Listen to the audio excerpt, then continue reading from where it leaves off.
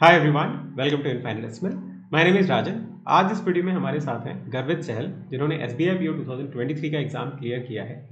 इस वीडियो में वो आपके साथ शेयर करने वाले हैं अपने जो भी उनकी इनसाइट्स रहे हैं, प्रिपरेशन जर्नी रही है, जो भी चीज़ें उन्होंने सीखी हैं, अपने आप को कैसे मोटिवेट किया है, because he was preparing for 1.5 years now. But last year उनका कुछ कुछ एग्जाम क्लियर हुआ था, बट फाइनल सिलेक्शन नहीं हो पाया।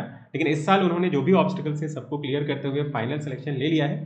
तो सब बहुत सारी चीज़ें आपको सीखने को मिलेंगी इस वीडियो से, और स्पेसिफिकली मेंस के पर्सपेक्टिव से, क्योंकि इनका मेन हर्डल था मेंस। मेंस को कैसे क्लियर करना है, उन्होंने इस चीज़ के ऊपर बहुत अच्छे से काम किया है, और इस वीडियो में आपको वो सारी चीज़ें आपको बताने वाले हैं, तो उसको ज़रूर अच्छे से सुनिएगा। सबसे पहले तो मैं आपको कंग्रेचुलेशन कहना चाहूँगा गर्वित। कैसा फील कर रहे हैं, कैसा है फैमिली का रिएक्शन और आपका कैसा रिएक्शन है, एक बार उसके बारे में बताइए। सर मेरे को तो विश्वास ही नहीं हुआ था। मैं मतलब एक्सपेक्ट ही नहीं कर रहा था कि मेरा एसबीआई पी होगा। पर मेरा रोल नंबर था लिस्ट में और पापा मम्मी तो पागल हुए घूम रहे हैं कि कैसे सिलेक्शन हुआ है।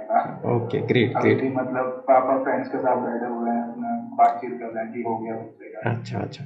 तो वो वही यार, ये तो one of the prestigious exam है बैंक एग्जाम में। अगर देखा जाए तो एसबीआई को क्लियर करना एक बहुत खुद में बहुत बड़ी बात है, तो पेरेंट्स को तो प्राउड फील होना ही है। कन्वर्सेशन को आगे बढ़ाने से पहले एक चीज़ मैं आपको गर्वित के बारे में बताना चाहता हूँ। हर साल बहुत सारे बच्चों से इंटरेक्शन होती है। इंटरेक्शन से हमें पता चलता है कि किस तरह का बच्चा है, किस तरह की गाइडेंस होगी। इस साल भी अगर हम बात करें 2023 में बहुत सारे बच्चों से बात की, and Garvit was one of the student जिनसे ज़्यादा इंटरेक्शन हुई है, including Parthiva. He was also a very bright student, but कुछ कारणवश उनका नहीं हुआ। देवादित्य वॉज अनदर स्टूडेंट जो LIC एडीयू में है अभी। गर्वित का मुझे एक चीज़ बहुत अच्छा लगा कि he was very particular about his preparation, that he knew कि मुझे किस डायरेक्शन में काम करना है। It was not prelims that was bothering him, it was mains. और उन्होंने मेंस पे इतना अच्छे से फोकस किया ना। अगर आप हमारे डाउट ग्रुप पे जाओगे लास्ट ईयर, तो मेरा कंट्रीब्यूशन तो रहता ही है, बट अगर आप देखोगे कि इन्होंने जो डाउट्स पूछे हैं ना मेंस के, अगर आप उतने ड्रिवन होंगे तो मेंस आपका रुकेगा नहीं। और वही उन्होंने ये कर दिखाया है। तो मैं सारी चीज़ें आपके बताऊंगा, मेंस की प्रिपरेशन हम लोग बातचीत करेंगे। उससे पहले एक बार गर्वित का ना बैकग्राउंड ले लेते हैं कि बैकग्राउंड क्या है, किस तरह से उन्होंने स्टार्ट किया, जिससे कि आपको अच्छे से आइडिया लग सके। गर्वित, एक बार अपने बैकग्राउंड के बारे में हमें बताइए। ग्रेजुएशन मेरी physics chemistry maths normal subject से दिल्ली यूनिवर्सिटी से मैंने की थी। ओके। और 2021 में ग्रेजुएशन हुई थी मेरी। उसके बाद 2022 से मैंने प्रिपरेशन शुरू की थी। ओके। तो 22 में लगभग मेरा IBPS के प्री मेंस इंटरव्यू हो गया था, लेकिन फाइनल में सिलेक्शन नहीं हुआ था। एसबीआई का मेरा प्री नहीं हुआ था लास्ट ईयर। ओके। और इस बार लगभग मैथ्स मैंने आपसे पढ़ी थी। और उसके बाद मेरे सारे लगभग सारे एग्जाम क्लियर हुए हैं इस साल। तो अभी बाकी कुछ रिजल्ट आने हैं, कुछ मेरे हो गए। ऑलराइट। तो जैसा आपने बताया कि 1.5 ईयर पहले से आपने प्रिपरेशन स्टार्ट किया था, तो एज ए बिगनर अगर हम देखें, तो जब हम बैंकिंग प्रिपरेशन में आते हैं, तो क्या आप खुद से पहले सेल्फ मोटिवेटेड थे, या फिर किसी के गाइडेंस के थ्रू आए, कोई सीनियर ने बताया कि बैंकिंग फील्ड में जाना चाहिए, ऐसा कुछ? सर मेरे कॉलेज के सीनियर्स थे जो एक्चुअली मुझे शुरू में बहुत क्लियर नहीं था कि बैंकिंग की प्रिपरेशन करूंगा या एसएससी वगैरह करूँ। पर मेरे कॉलेज के जो सीनियर्स थे दे सेड कि एसएससी वगैरह मत कर, क्योंकि वहाँ थोड़ा एग्जाम का लोचा रहता है। अच्छा। मतलब कि पेपर नहीं निकलते या फिर पेपर अपने लीक हो जाते हैं, तो इस तरह से मुझे लगा कि बैंकिंग ज़्यादा ठीक है, तो इधर आ गया मैं बैंकिंग के लिए। ऑलराइट। सीनियर्स ने गाइड किया था कॉलेज में। ऑलराइट। तो जब भी बैंकिंग की आपने 1.5 ईयर पहले स्टार्ट की, तो जो भी स्टार्ट करता है स्टार्टिंग के टाइम ना, कुछ 1-2 महीने बहुत ज़्यादा कन्फ्यूजन रहती है कि कैसे स्टार्ट किया जाए, कहाँ से मटेरियल लें, कहाँ से कलेक्ट करें, कौन सा डायरेक्शन लेके करें, प्री को पहले करें, मेंस को पहले करें। तो वो स्टार्टिंग के जो 2-3 महीने होते हैं, उसको कैसे आपने बैलेंस किया कि अब तो ये सेट हो गया, आगे प्रिपेयर करना है?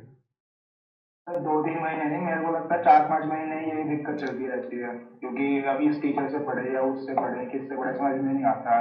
कौन सी मॉक टेस्ट सीरीज परचेज करेंगे, तो मेरे तो 4-5 महीने गए थे इसी चीज में। अच्छा। फाइनली मैं काफी सारी वीडियोस देख करके मैंने टीचर सेलेक्ट किए थे, उसमें से एक आप भी थे।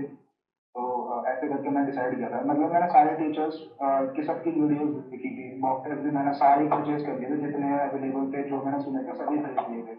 कोई कंफ्यूजन नहीं चाहिए मेरे को। ऑलराइट। ठीक है। तो सेक्शंस की अगर बात करें कि एज ए, जब जैसे आपने बोला कि PCM आपका ग्रेजुएशन है, PCM में, तो कई बार क्या होता है कि जो इंग्लिश ऑनर्स से हैं उनको इंग्लिश वाला जो सेक्शन है वो आसान लगता है। तो एज ए स्टूडेंट जब आप सारे सेक्शंस को देख रहे थे, quant, reasoning, English and hello. GA। Hello, मेरी आवाज़ आ रही है आप तक?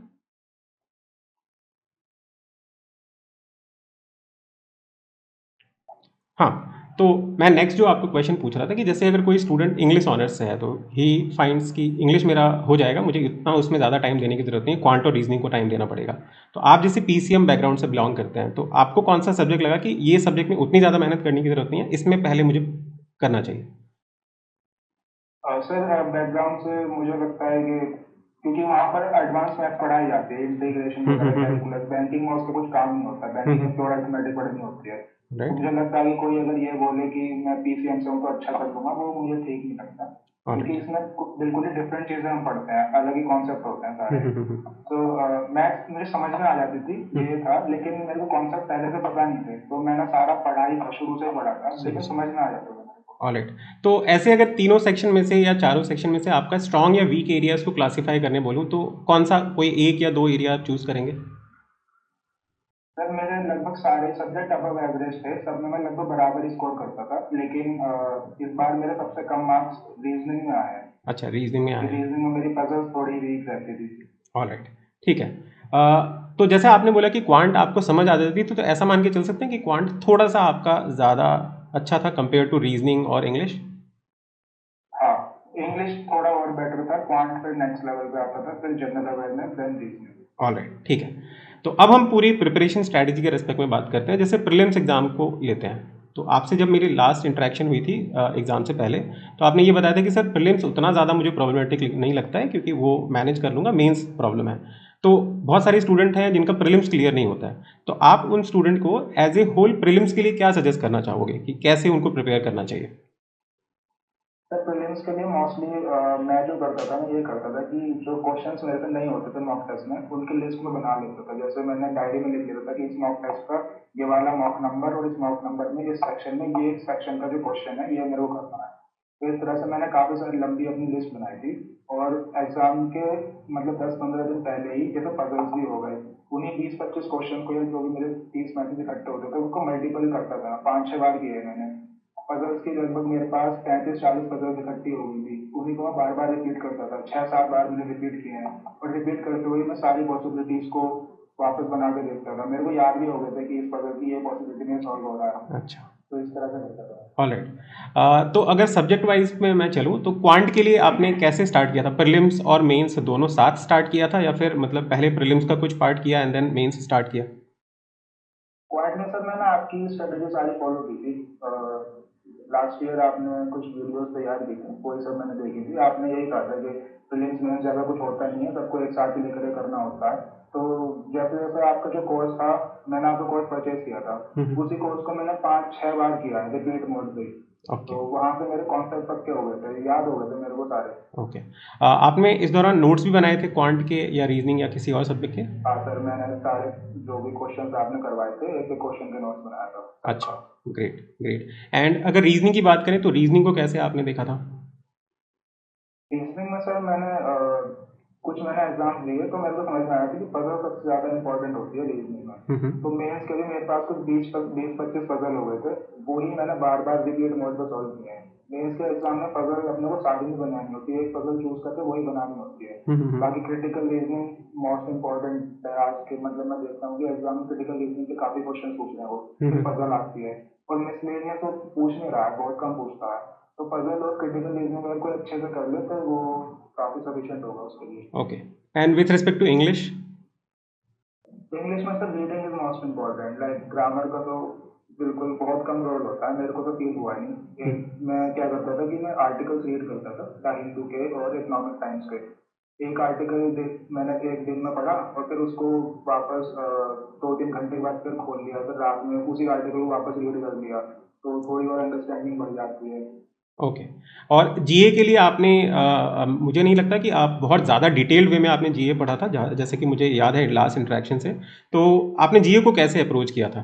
क्योंकि इसको लेके बहुत ज़्यादा सर कन्फ्यूजन रहती है बच्चों को। जी सर, जीए में जैसे sources for example affairs cloud है, लेकिन वो काफ़ी डिटेल जीए फॉलो करता है, तो उतना मेरे से पढ़ा नहीं जाता था। शुरू में मैंने उनको फॉलो किया था 3-4 महीने, लेकिन वो सब कुछ ही डाल देते, तो वो मेरे को उतना अच्छा नहीं लगा।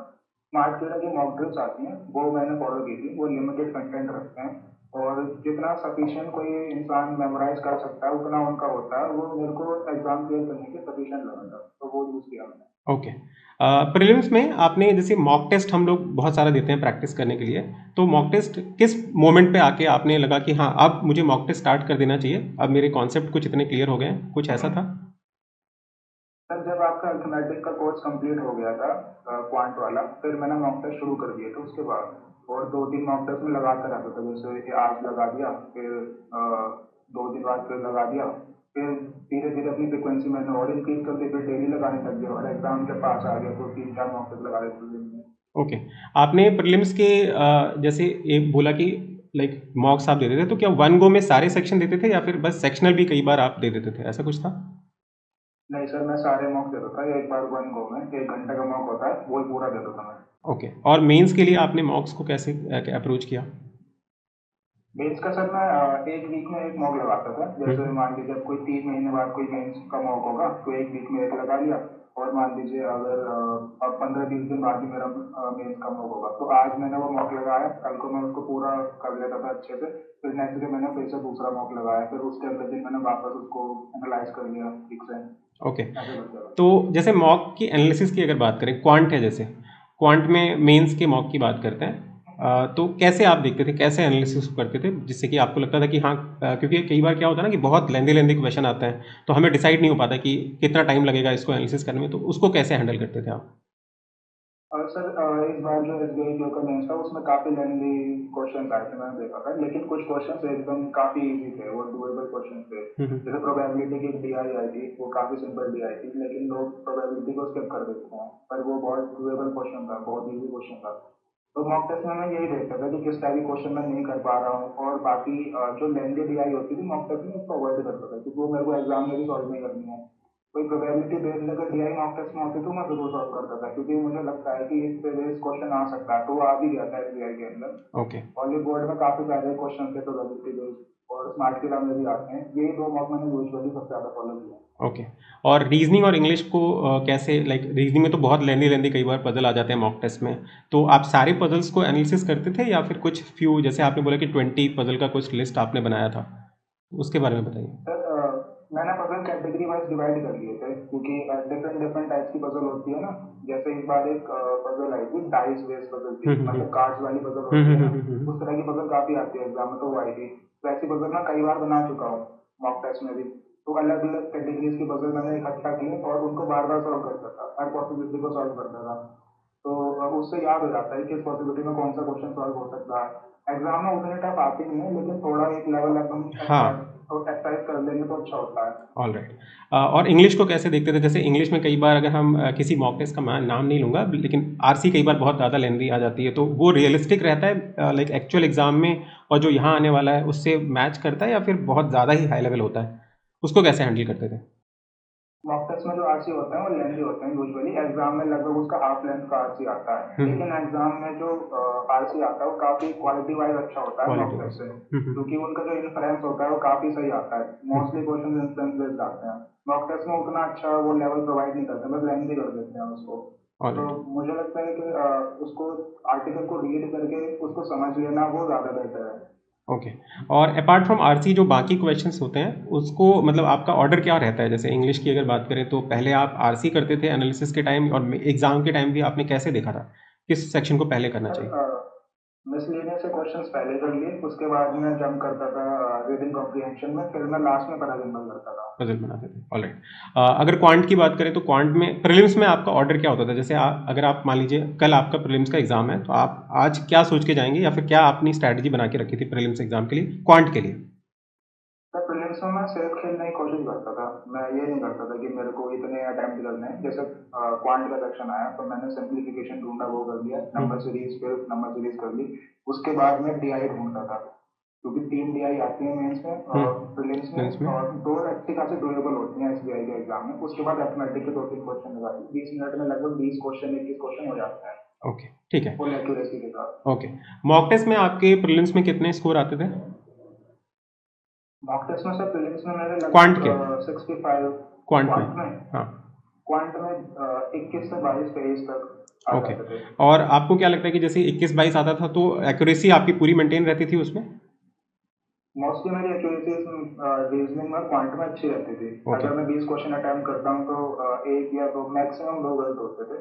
ओके। और एग्ज़ाम में भी आपको मतलब फिर वैसा ही एक्यूरेसी देखने को मिला, मतलब गलतियाँ कम होती थी, ऐसा कुछ था? जब आप नंबर ऑफ एग्जाम में क्वेश्चन, हाँ। मेरी एक्यूरेसी एग्जाम में मेरी एक्यूरेसी मुझे लगता है कि थोड़ी बेटर रहती थी। अच्छा। हाँ, मतलब ये मैं पॉइंट आपका एस्टैब्लिश करना चाहता था कि अगर आप इससे एग्री करेंगे तो ज़रूर बताइएगा कि नंबर ऑफ क्वेश्चन्स अगर हम बढ़ा देते हैं तो एक्यूरेसी थोड़ा कम हो जाता है। इसलिए बेटर है कि अगर हम कम ही क्वेश्चन करें बट एक्यूरेट करें तो वो ज़्यादा बेटर है। Is it the right approach? जी सर, क्योंकि इस बार आईबीपीएस पीओ का जो प्री था काफी टफ आया था, हुँ, तो उसमें हुँ। मैंने क्वांट में 19 क्वेश्चन किए थे, मेरे मार्क्स भी 19 ही आए थे इसमें। ओके, ठीक है। प्रीलिम्स में रीज़निंग की बात करते हैं। रीज़निंग को लेके क्या होता है, कई बार हम पज़ल में स्टक हो जाते हैं, तो आपका रीज़निंग जैसे आपने कहा कि वीक पोर्शन रहा है मेंस में भी और प्री में भी, तो उसको कैसे आप करते थे? जैसे आपने बोला कि पज़ल्स तो हम बहुत सारी प्रैक्टिस कर लेते हैं, लेकिन अगर मान लीजिए मॉक टेस्ट मुझे आज देना है रीज़निंग का, तो उसको आप कैसे करते थे कि कौन से सेक्शन को पहले करना है, देन क्या अप्रोच रहती थी आपकी? सर रीजनिंग के लिए मैं प्री हो या मेंस हो, मैं सबसे पहले मिसलेनियस करता था। हुँ, मिसलेनियस के बाद प्री में भी सारी पजल बनाने की जरूरत नहीं है, उसमें 4 पजल आती हैं लगभग। अगर दो भी बना लेना तो भी इनफ रहेगा। मिसलेनियस सारी करनी है, 15 नंबर की मिसलेनियस हुँ, आती हुँ, है, और दो पजल बन गई, 25 नंबर बन गए लगभग। तो वो वहाँ पर ठीक हो जाता है। मेंस के लिए मिसलेनियस पहले की, साथ साथ क्रिटिकल रीजनिंग आ रही है वो कर ली। क्रिटिकल रीजनिंग बहुत ड्यूरेबल आती है मेंस में, वो कर ली। उसके बाद एक पजल मैंने पूरा गो थ्रू कर लिया मेंस का एग्जाम, और उसमें एक पजल ढूंढ ली कि ये पजल मैं कर लूंगा। तो बाकी जो बाद मेरे 20 से 25 मिनट बचे वो उसी पजल पे लगा दिए। अच्छा, ठीक है। तो ये हो गया प्रीलिम्स और मेंस का कि प्रिपरेशन और मॉक टेस्ट वगैरह कैसे किया आपने। अब एक चीज़ पूछूँगा कि जैसे लास्ट ईयर आपने बोला कि आपका एग्ज़ाम क्लियर हुआ था बट फाइनल आपका सिलेक्शन नहीं हुआ, तो उस साल आपका जो प्रिपरेशन लेवल था, क्योंकि हम हर साल कुछ ना कुछ तो ग्रो करते ही हैं, तो इस साल आपका ऑब्वियसली सिलेक्शन हुआ है तो कुछ चीज़ें चेंज हुई होंगी। तो क्या चीज़ लगती है कि इस साल ये चीज़ सर मैंने थोड़ी इम्प्रूव करी है या फिर बहुत ज़्यादा इम्प्रूवमेंट हुई है जिसकी वजह से इस बार मेरा सिलेक्शन हो गया? लास्ट ईयर सर मेरी क्वांट बहुत वीक थी। Like last year IBPS PO में क्वांट भी टफ आई थी। आपकी आवाज़ चली गई है। सर लास्ट ईयर मेरी क्वांट बहुत ज़्यादा वीक थी। मैंने आईबीपीएस पीओ में दिया था, उसमें लगभग टफ आई थी, वो 1.5 समथिंग कट ऑफ गई थी, और मेरे 3 नंबर आए थे उसमें। ओके, तो मैं समझ गया था कि मेरी क्वांट बहुत वीक है, अगर ये ठीक नहीं हुई तो गड़बड़ होगी इस बार भी। तो मैंने क्वांट पे स्पेसिफिकली सबसे ज़्यादा काम किया है, मतलब 3-4 महीने मैंने क्वांट ही इम्प्रूव की है अपनी। रीजनिंग में मेरे को लगता था कि पजल ही सबसे ज़्यादा जरूरी है, तो रीजनिंग मैंने सिर्फ पजल लगाई थी। क्वांट में मैंने मोस्टली इम्प्रूव की है, तो वो जो 3 नंबर थे उसको बढ़ा करके मैं 20-25 नंबर तक ले गया था। Okay, that's great. अब लास्ट एक क्वेश्चन पूछना चाहूँगा कि जैसे देखिए प्रिपरेशन जब हम लोग करते हैं तो कई बार क्रेस्ट एंड ट्रफ वाला मोमेंट आता है, लाइक फिजिक्स में होता है ना क्रेस्ट एंड ट्रफ, कि कई बार हमें बहुत पॉजिटिव फील होता है कि बहुत अच्छे नंबर आ रहे हैं, कई बार लगता है कि नहीं बहुत डाउनग्रेड चल रहा है इस बार, तो पता नहीं होगा या नहीं होगा, तो डाउट्स आ जाते हैं। उस सिचुएशन को कैसे हैंडल करते थे आप? सर मैं इसका जो मेरा सॉल्यूशन था वो था भगवान की पूजा। ओके, भगवान की पूजा करो। अगर बुरे दिन चल रहे हैं तब भी याद करो, अच्छे दिन चल रहे हैं तब भी याद करो। ये मुझे लगता है सबसे सही रहता है, मेंटल हेल्थ इससे अच्छी होती है।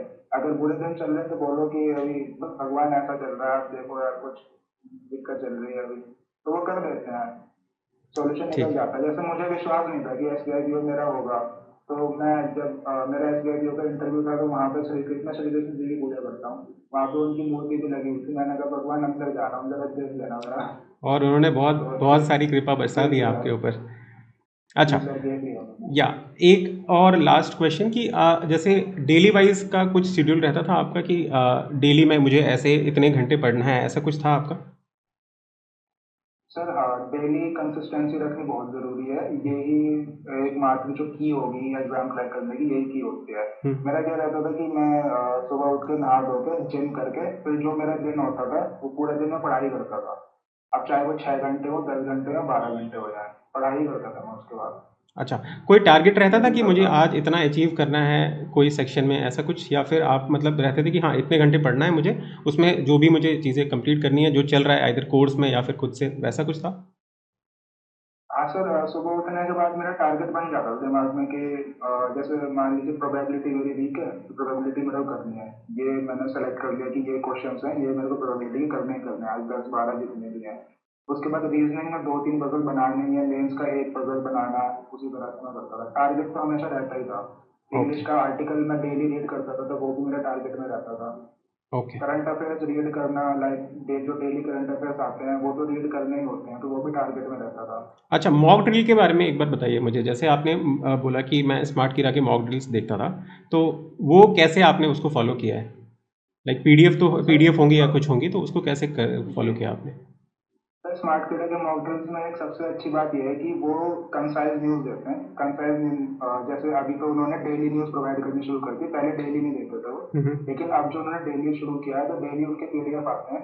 पीडीएफ में लगभग 17-18 न्यूज़ रहती हैं। वो न्यूज़ सारी अच्छे से पढ़ी, उसको फिर गो थ्रू कर लिया उनके स्मार्ट पॉइंट्स के थ्रू।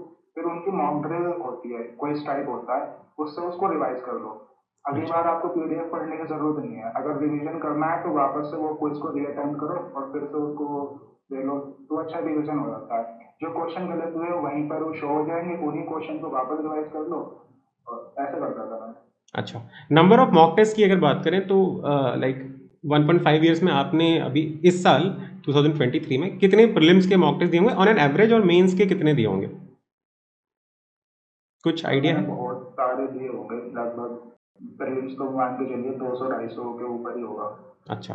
और मेंस के भी आप लगा लीजिए 60-70 प्लस होगा। अच्छा, कंप्लीट मॉक टाइप। लेकिन जी सर जी, हाँ। लेकिन मॉक टेस्ट पे क्वांटिटी क्वांटिटी से ज़्यादा मेरे सबसे क्वालिटी होनी चाहिए। उसके बाद जो एनालिसिस होता है वो बहुत ज़रूरी है। हाँ। जैसे इंग्लिश में भी जो एरर्स हो जाते थे मैं उनको लिख लेता था डायरी में, नोट्स बना के कि इस टाइप का एरर मेरा हर बार गलत हो रहा है, तो वो करना ज़रूरी है।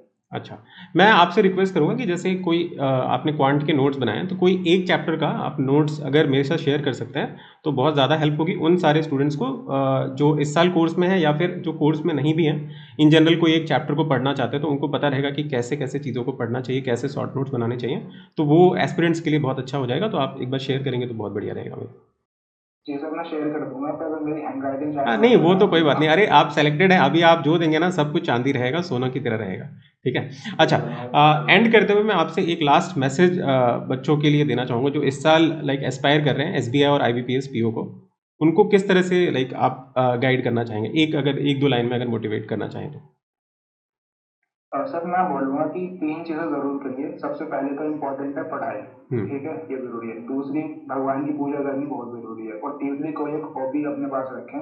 अगर मूड खराब होता है तो एटलीस्ट वो हॉबी आपको सँभाल लेगी, और ज़्यादा मूड खराब है तो भगवान सँभाल लेंगे। हुँ, हुँ, और फिर हुँ। पढ़ाई तो हमको करनी ही है अच्छे से, सीरियस वाली। कंसिस्टेंसी अगर नहीं रखेंगे तो फिर गड़बड़ हो जाएगी। अगर मूड खराब है तो 1 घंटा, 2 घंटा पढ़ लो, उसमें कोई इश्यू नहीं है। मूड तो सबका ही खराब होता है।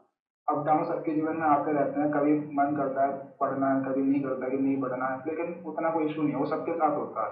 अपना क्या है, कंसिस्टेंसी मेंटेन करनी है। जो कंसिस्टेंसी मेंटेन कर लेगा वो पढ़ जाएगा आगे। ये मैं देख चुका हूँ अपनी प्रिपरेशन में। मेरे को विश्वास नहीं था कि मैं शायद कर लूंगा, और मेरा हो गया at least. Okay. Thank you so much, Garvit, for sharing your insights and guidance for all students. And सभी स्टूडेंट्स से मैं रिक्वेस्ट करूंगा कि आप इनको ढेर सारी कंग्रेचुलेशंस कमेंट सेक्शन में लिखेंगे। And thank you so much गर्वित। नोट्स के थैंक यू सर। नोट्स ज़रूर शेयर कीजिएगा जिससे कि बच्चों के साथ में जी शेयर कर सर। सकें। ठीक है? जी सर मैं कर दूंगा। ऑल राइट, ठीक है, थैंक यू सो मच। नमस्ते सर। या ऑल राइट, नमस्ते, थैंक यू।